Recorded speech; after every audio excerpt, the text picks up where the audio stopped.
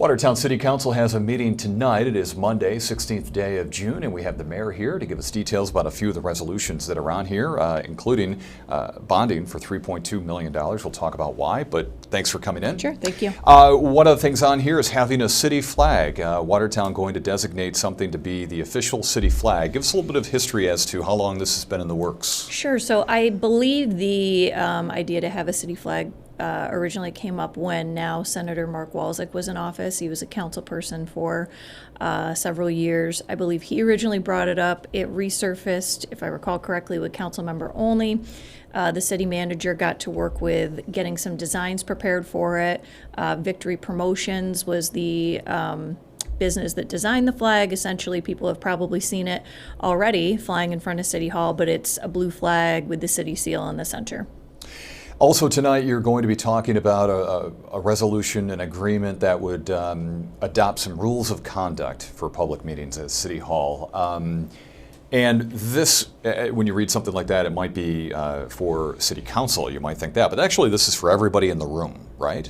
Correct. And I would say to include the council, certain provisions on the draft rules that people will see in the agenda certainly could apply to the council, but it's just a code of conduct for people who will be coming to the meetings, just so we can keep things orderly and so that if need be, we can enforce the rules. So for example, there are items on there such as no food and drink, no signage, you can't bring a sign in and wave it, those sorts of things, just to be able to keep our meetings orderly, essentially. And some of the times people come in and they can be nasty toward an individual. And I've heard you interrupt them and say that you're not looking for attacks at that microphone. Does this address that as well? Yes, yes. Anything like that that people may have seen recently with regards to, as I mentioned, signage, attacks on people. Certainly people can come and voice their opinions. The intent is just to keep everything respectful.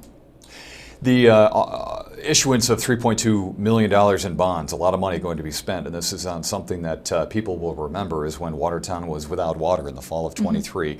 Down on Huntington Street, the water main broke there. So explain, here we are, it's a year and a half later pretty much, close, but where are we with fixing that or the $3.25 million? So this will be tonight on the agenda, bonding for that project, $3.2 million, as you mentioned, on Huntington Street. The water main, obviously an important piece of infrastructure in the city, so this will be another step forward in upgrading that infrastructure. Any idea what that looks like? I mean, the road's going to get torn up? Very large-scale project, as you can imagine, with that price tag, so yes, there will be a considerable amount of construction going on.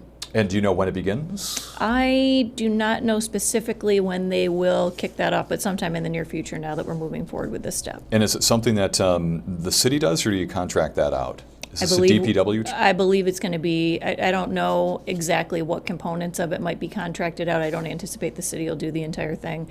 I'd have to check with the city manager's office on that, but I anticipate there'll be some other contractors involved.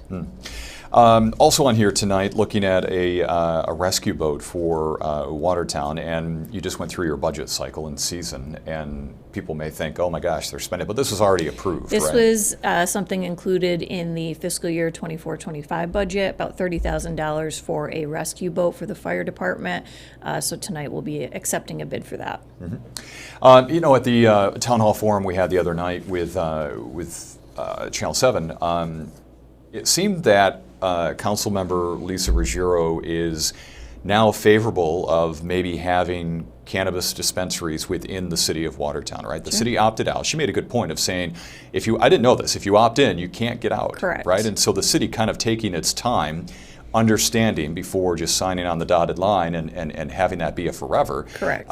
She now seems to have a change in opinion.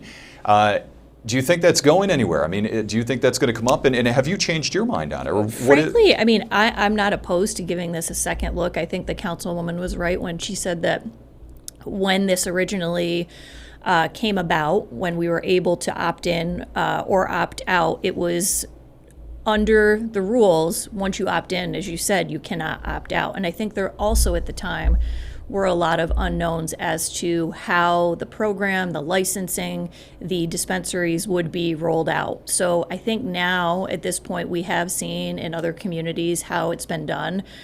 We've seen it in neighboring communities right around the city of Watertown, communities in St. Lawrence County, how it's worked, how it's going. So I think that, there's nothing wrong with revisiting it and seeing, is this something that makes sense for the city? And also, getting the public feedback now that these have been out in communities. What does the public think at this point, now that they've seen it firsthand? And they're saying it would generate some revenue, and the numbers are kind of blurred. Maybe the town of Pamelia is pulling in $250,000 a year. Good chunk of revenue, but Sure. in the grand scheme of things for the city of Watertown, it's not. It is just that drop in the bucket, right? In terms of the. When it comes to regulating them, some points were made about, hey, I wouldn't want it across from my house or in my backyard, that kind of a thing.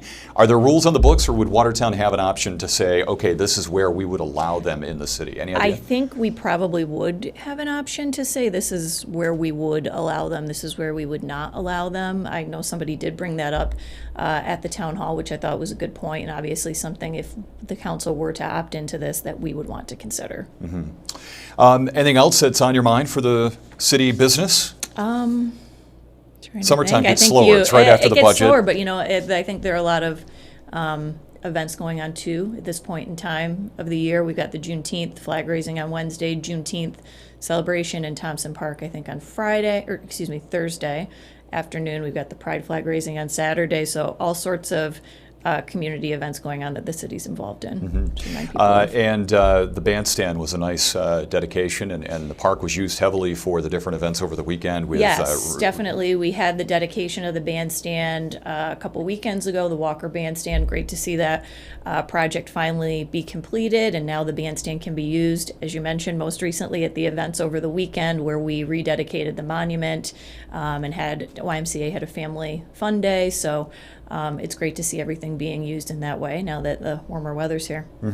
And finally, I'll just talk about 4th of July, not to put you on the spot, but it sounds like the events are good to go in the park. Yes, and I actually just was contacted by the organizer. I believe it's July 2nd, so if people want to mark their calendars, that's coming up. Yeah, so many things to get in a line lot. and to get signed for that event, and it looks like that they're good to go. Yes. Noon Rotary is the one that puts Yes. it on? Yeah, so. All right, very good. Mayor, thank you very much. Thank you. Good to see you.